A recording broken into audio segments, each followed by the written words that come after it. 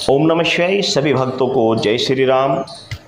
उड़ीसा से अंजलि नाम की लड़की की कमेंट्स मेरे पास 2-3 बार आ चुकी है कि गुरुजी हमें एक बात बताइए कि जब फेरे होते हैं तो उसमें लड़की को आगे क्यों रखते हैं।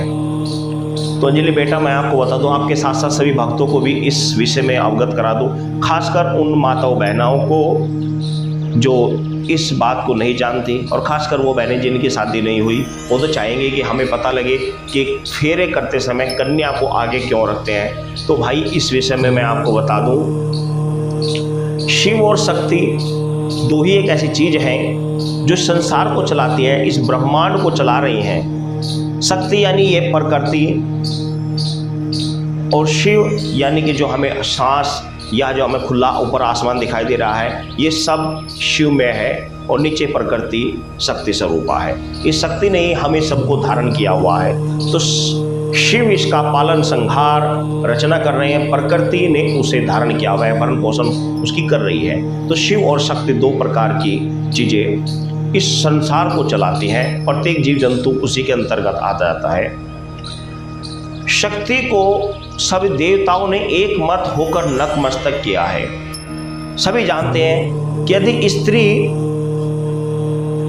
स्त्री ना होती तो सृष्टि का जो आगे का जो सिस्टम है, जो कर्म है आगे बढ़ोतरी का, वो ना बढ़ पाता।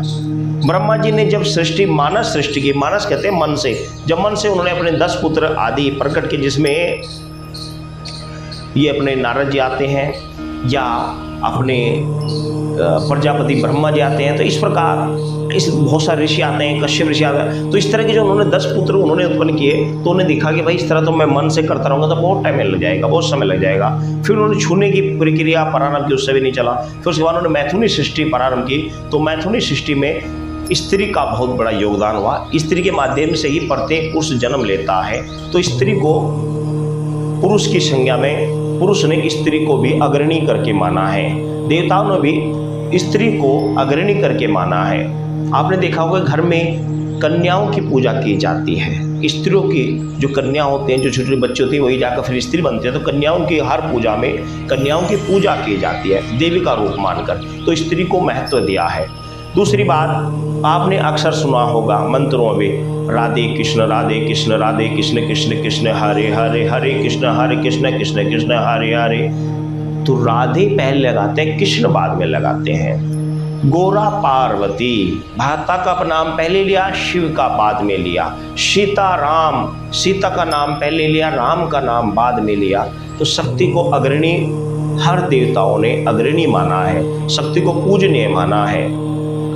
हर नाम में शक्ति को पहले करके चला है। इसीलिए फेरों के दौरान जो मनुष्य का महत्वपूर्ण कार्य होता है, उसमें उस शक्ति को, वो अपनी शक्ति को, अपने धांगनी को सामने करके चलता है, उसको आगे करके चलता है। इसलिए स्त्री को आगे प्रथम रूप से आगे रखा जाता है, ना कि पीछे। स्त्री का जीवन में बहुत बड़ा महत्व होता है, किंतु यदि वह स्त्री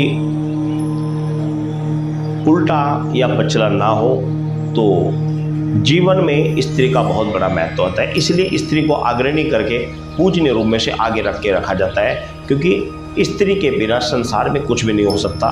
स्त्री ने ही इस पृथ्वी ने हमें धारण किया हुआ है। तो बेटा अंजलि, इसका तात्पर्य यही होता है, स्त्री सर्वपूजनीय होती है। स्त्रियों को देवताओं ने भी उसे वंदन किया है। यही कारण है कि फेरों करते समय स्त्री को सामने रखा जाता है।